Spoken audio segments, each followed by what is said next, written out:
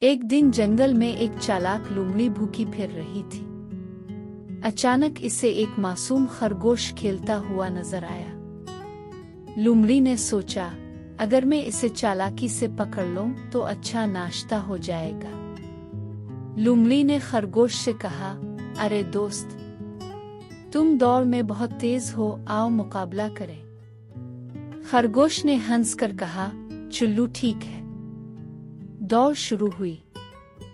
خرگوش آگے نکل گیا۔ لومڑی نے شور مچایا، دیکھو پیچھے شیر آ گیا۔ خرگوش ڈر کر واپس مڑا۔